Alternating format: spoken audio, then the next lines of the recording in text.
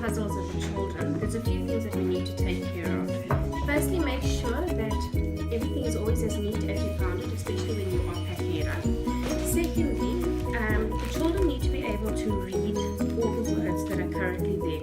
If you are working with a child that doesn't know how to read, all you need to do is point to the picture and ask them what it is, and then show them the word and read it on their behalf. If it is a child that can read, what they need to do is break up the puzzle completely and then build it together. And when they're done building it together, they need to read all the words for you until they are done. We need to make sure that they are able to identify all of their different body parts. Okay. Again, when they're done, make sure that it's packed up exactly the way you found it, and then that you keep it neat. When it comes to the opposites, this is really part of the grade 1 and the grade 2 English requirements. You need to know what the opposite of lots of different words are. The children need to firstly be able to find the difference between the different words. So even if you ask them what's the opposite of cry, they must know that it's laugh. What is the opposite of thick? They must know that it is thin. The opposite of hard, that it is soft. Again, if it's a little kid and they cannot read, you ask them the questions. If it's an older kid, you make them build the puzzle, and then they also need to be able to spell the words, because that's also very, very important. They must be able to spell the words in the end. You can also randomly ask them items as well. You need to go through each one of the puzzles and read what each one of the words are. This particular puzzle will cover all the normal items that they need to know, especially from grade 1 up until grade 3. When the kids are looking at what's different, the point here is for them to be able to quickly notice differences between two particular pictures. Again, keep the box as neat as you find it. When you are working through it, there will be two pictures that are exactly the same. We'll put them down, and then they must be able to quickly identify what the differences are. There are at least 5 differences per card, and they must be able to see quite quickly that that one is black and that one there is brown. This one has a tail that's going down, this is a tail that's going up. The younger kids, or you could put them in a group and make 2 of them work together as a team. It doesn't have to be a one-on-one, but they can do it one-on-one, or you can do it in a group. You could also get them to do, one team does one and the other team does the other one, and see who finds it the quickest as well. Like here you can see that that one, there's shape is slightly different from this one here's shape. They must be able to identify all the differences that are there. It will be good for you to go through each of the examples as well, so that you know what the differences are, especially when the children are struggling, so that you can also find them yourself. Again, when they're done, yes, Eli, pack them up and put them right back where you found them. When you're working with the early memory cards, what you need to do is, it depends on how old the kids are. If the kids are really young, you literally only will pick about 3 or 4 of them. Okay, then the idea is that you will turn them around, and then you will ask the children. You're allowed to turn 2 at a time, and then they need to see which ones are the same.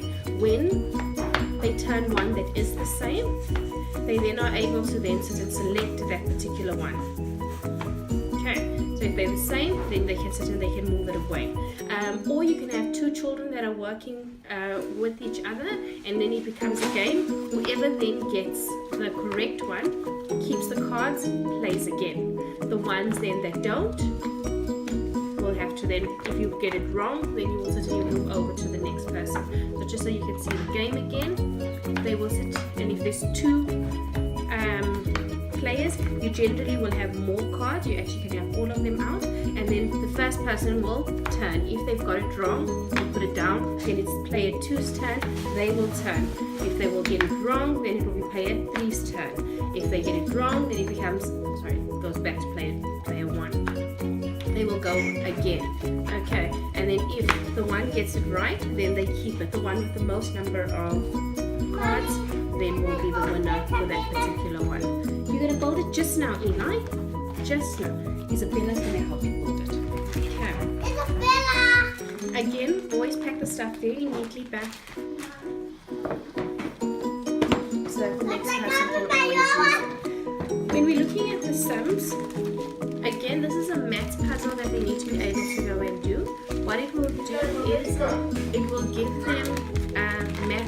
but also using pictures. So in this case, this means 4 minus 2, which is going to equal to 2. So they must be able to do 7 minus 3, which will equal to 4. So there's different kind of puzzles that they can go and use, but it's going to sit and help, especially for the grade 1s and the grade 2s, where they need to sit and do basic. You want those there? Okay. I'll take the master. Okay.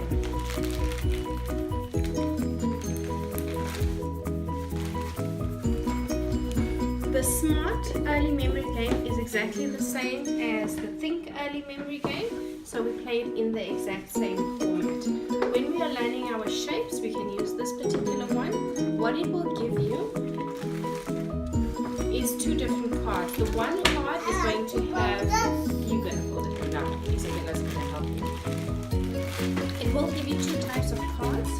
The first one is going to be a picture. The picture will show you some different types of shapes. So in this case, we've got a picture of a star with a circle in the middle. You then need to go and find the corresponding shapes card so that you can then put it through. Bye, love. Okay, so you will see that this one here has a circle and a star. Make sure that the kids are able to identify and name all of these items. What we also can do is, whenever we have the shapes one, sit and start telling the kids more facts about the shapes. So for example, when you see something like a ball, you'll tell them that the 3D shape will be a sphere. If you see something that looks like an ice cream, you will tell them that the bottom part is a cone. We can start discussing all the different types of properties that different shapes have.